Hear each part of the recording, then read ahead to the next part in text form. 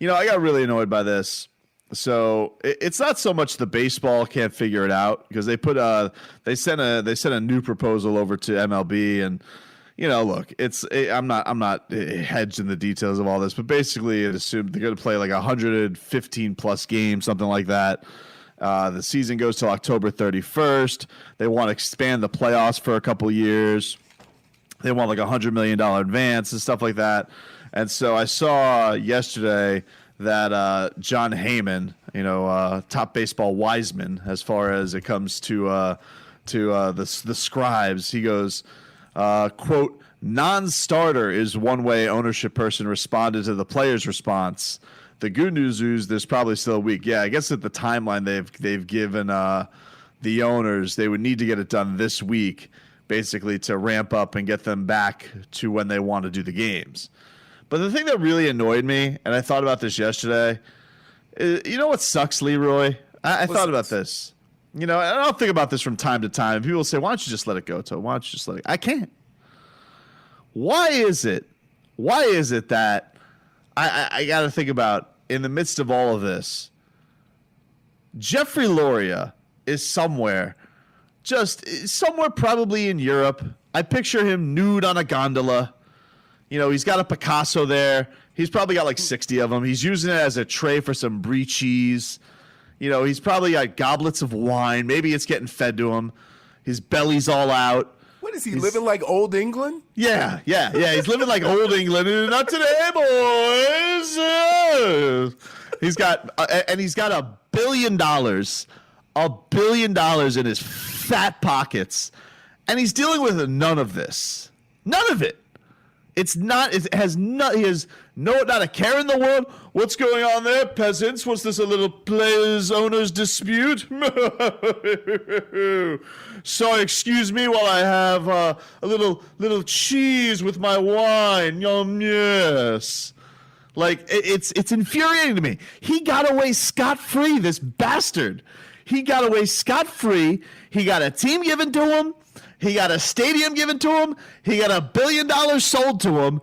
And now he's not dealing with any labor disputes. He's off somewhere on a river. Somebody probably playing the mandolin. Maybe take me. They're probably playing "Take Me Out to the Ball Game" on the mandolin. Play me one of them baseball songs, sir. While I wipe my face with this Monet. He does have to pay Wei Chen. Oh. Well, yes, I see. He FaceTime Samson, my boy. See that Jeets has to pay Wei in Chen? The full $22 million. Check out my $22 million gondola. It's almost as big as Mickey Harrison's boat. Mickey Harrison money. No, it doesn't. No, it doesn't have Mickey Harrison money. It still infuriates me. He doesn't have to deal with any of this. Why? Man, I don't know. It's just, shouldn't he have a labor dispute he has to deal with? No. He had no labor disputes. Anytime there was a labor dispute, he fired the manager. Right? Like, there's no disputes. I will say this. Like, there's a few things that I have questions about. And we can all, in most cases, in most of these situations, we always put it on the player. And I would say, and I'm going to keep saying this, that if you have a contract and you do half the work, shouldn't you make half the money? And from that standpoint, that's not happening. In fact, guys are making like 15, 20% of their money. Mm-hmm. And now they're doing half of the work. Yeah, now even their response is, okay, then we'll do prorated salaries and we'll give you more games. We'll give you I think it was 113, I think is the games they're giving them. 114. 114 games. Right. So here, think about this. You're an owner, right? You don't want to prorate it. You want to try to get an advantage. Yeah. Right? To where you can make and I get it, the thing with the fans and all that stuff. Okay? But if you're going to have a fair agreement, if this is what you need to do to survive, you have to be more transparent. No owner, no league wants to be that transparent with the player. So that means basically you're going to have to pay to make this happen. You're going to have to pay what is deemed reasonable simply because you don't want to show the honest numbers to make the business work. Man. So they're always going to have this problem. You're always going to have, because I can't get over that. You know what I'm saying? Okay, we're doing 81 games. I make 20 million. That means I should make 10 million. Agreed. That's very simple, right? Should be simple math. No, you make 5 million. Why wouldn't the players have a problem with that? I don't care if it's 5 million. You know how much I make? $1 billion. Right. Except when I sell more Picassos. Right. And everybody's speaking on behalf of Major League Baseball all seem to have that same attitude. Samson, my boy, tell me about the struggles Jeter's going through between your CBS Sports hits. So Bam. Okay, so let's get to this. So Bam Adebayo this weekend, Leroy. Dropped hints that he wanted to get his money? Of course he did. It wasn't a hint. I don't think it's a hint. It's kind of a flat out, it's a wink. So it was a tweet from Bleacher Report, and the tweet said, Celtics will most likely offer Jayson Tatum the max after the season, per Brian Windhorst. And Bam Adebayo, he commented on said tweet with the word, duh. I mean, they're from the same draft class. That's what you do. You can make your own conclusions. That's what you do. Now, I'm sorry, Bam. Hold on. Let's use Tobin's. What did Bam say as soon as he saw this tweet from Jayson Tatum? Tell him, bring me my money. I'm gonna tell you right now, for all you idiots out there, let's take the Brendan Tobin approach to this. Give me a phone call, Robbie. Hey, Bam. Pat Riley. You know we building something special here, right? In order to build something special, guys need to make sacrifices. Hello, Bam? You there? You there? I think you just go, tell him to bring me my money. Yeah, say, Pat, what's up, Pat? Bring me my money. Yeah, Pat. Who you? Oh, you on a three-way with Mickey? Well, I'm not gonna talk to Mickey because I don't talk. Look, he's above us. I only have relationships with you. Yeah. You say, but I want you to whisper into Mr. Harrison's ear. Bring me my money. Tell him, bring me my Right? money. I told what Tobin. So can I ask you a question? So when Pat Riley tells Bam, he says we're building something special, does Bam's response says, yeah, you're welcome. Yes. No, that's what you would say. Right. But what on this planet you have seen to make you think a 22-year-old is going to take a pay cut and help an organization out so they can sign another player? It appears Bring me my money. it appears that's not happening.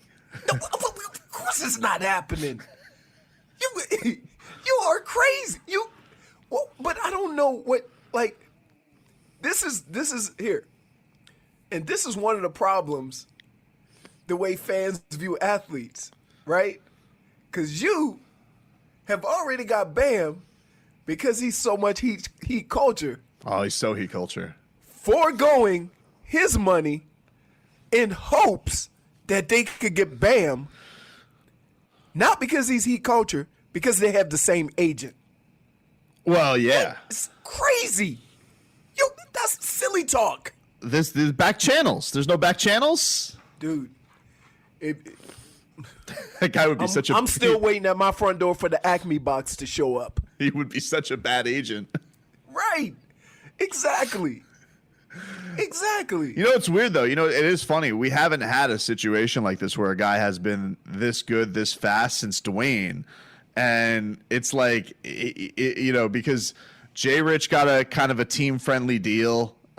Justice got like a team-friendly weird deal where it was short-term. Like, you haven't had the first-round pick who was just like, by extension time, was a bona fide star, was an all-star player.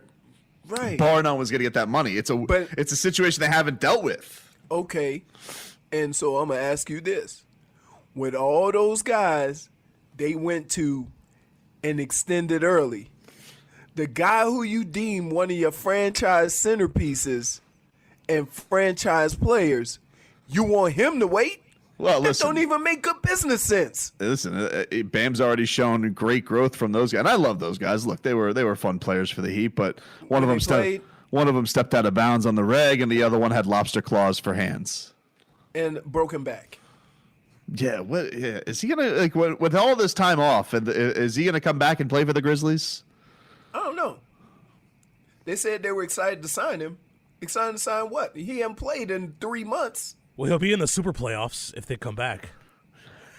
I miss playoffs. I miss basketball so much. Let's get to headlines, Robbie. What do we got, man?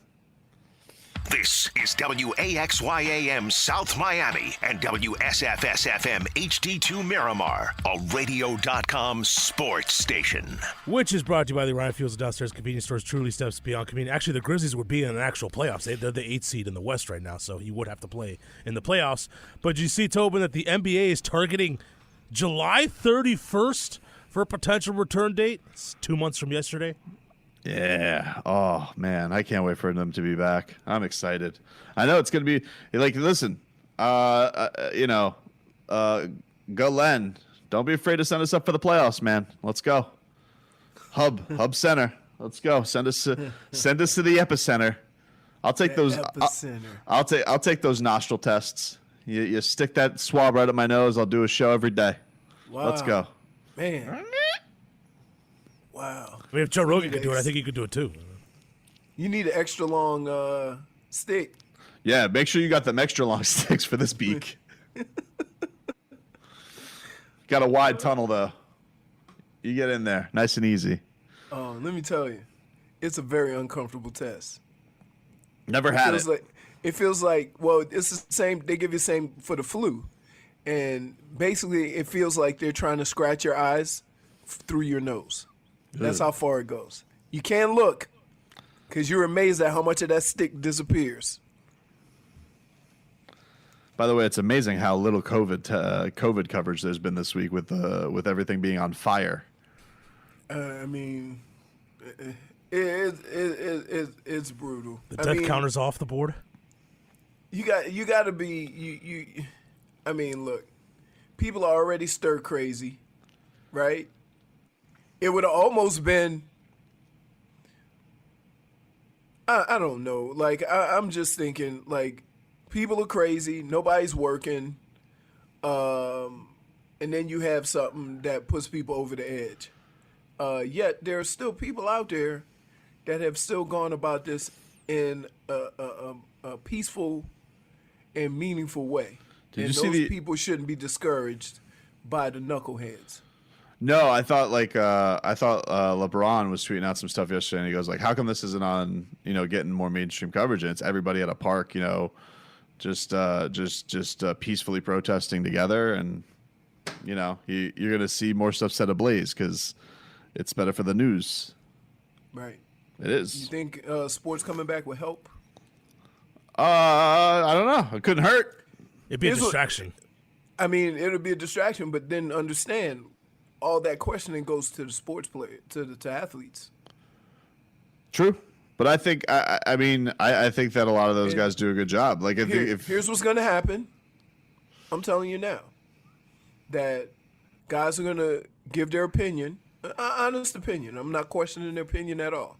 Okay, and then these conversations are going to be about the athletes' opinions. Well, the thing that's going to be interesting though is what happens in the NFL season if people start kneeling. Are they going to call those people, disgraces to the flag again, or are more people actually going to get it this time? Right. I don't know. Again, I don't know. Probably the guy with the bow and arrow will not agree with kneeling. Right? Definitely not. I mean, but the guy that got dump trucked by the big garbage can, like they were bowling. Oh man, He might want something. Like, I've seen things that I'm telling you I haven't seen in a long time. there's been some I have resourceful never ass seen a kickings. guy walk in the streets with a bow and arrow and nobody do nothing. Nothing. Right? I haven't seen a bunch of guys push a garbage can and dump truck a guy. I've never seen that on TV. So you got people filming this stuff. Yep. Crazy. What else you got, Robbie? So you guys had mentioned the baseball players proposal, and that Yep. includes a 114 game season. But there's a couple other things in there. They also proposed deferred salaries in the event of a canceled postseason, and the option for all players to opt out of a potential 2020 season due to coronavirus concerns. So they could just say, don't want to do it, and the season's over? Well, I'm sure the season would still go on, but the players could not take part of it. I'm sure that means that player wouldn't get paid if he chooses to sit out the season. Yeah, it doesn't seem like that big a deal to me, though. Like, I think that if there's some overrun of coronavirus, I'd probably see that happening anyway, right? Like, you think that's going to be a huge sticking point for the owners? How about this? If I have insurance for my season and I don't play because of COVID, is that insurance pay it? Because if they do, what would be the incentive to play if you're a player when you can get your full contract through insurance? I don't know. How many do you think, who gets those, though? Like, can they all, all the big time guys? Yeah. Yeah, well, you get it for arm or, situations that, don't warrant you where you can't play. Yeah, I don't know. That's an interesting one. I mean, the league probably got it. The league has situations or has contracts where if they don't play, there's other reasons why teams should or shouldn't play. For example, if you're the Marlins, you ain't getting any profit sharing, Yep. okay, which is a majority of your income. Is there any incentive to play? I mean, the incentive to play for the Marlins would be you do have here's the incentive for the Marlins to play. If you're talking just from a baseball standpoint, the incentive for them to play is they do have they're a young team that doesn't have a lot invested into their team. So the incentive to play is those guys actually do get better and you get to develop them. Like, I think at the cost of losing money, right? But here's a team in a franchise that's already struggling. But here's the thing, though: the Marlins are in a situation right now where they're almost investing in themselves anyway, right? Because they're trying to make themselves a viable business, and so it doesn't do the Marlins any good at all if they have to delay this rebuild or this Project Wolverine or whatever the hell you want to call it. It does it no good to put it on the shelf for a year, especially if it gets out they were the ones that didn't want to play. Right? I guess. Yeah, but I just think that if you're the Marlins, like you want these guys coming out there because you want to get to the point where, Jazz Chisholm's getting up to the majors and seeing if Monte Harrison turns out to be a good player, all that type of stuff. JJ Bleday becomes an everyday player. Like you want to get to that point because ultimately for the Marlins, the plan would be you want Sherman and Jeter, you want this organization to turn into something that is viable, and that doesn't happen if want it to not be viable. Have more time go by with no baseball. It's never going to happen. I would tell you this: it could be a blessing in disguise, because when you have a lot of young players that need developing, and you can expand your roster, because they might expand rosters because of all the games. Now you can bring some of those younger guys up, and they can get a lot of major league experience. Maybe, especially if major league experience to come out and play. So your point, that might help from a baseball standpoint. When we come back, Udonis Haslem is going to join us in about 15 minutes. We'll talk to the Heat captain and Leroy. on Saturday. Something he stumbled upon something during our Instagram live, and I'm gonna remind him of it and see where he stands with this, because he said that he may be up for a challenge. So we'll get to that coming up next.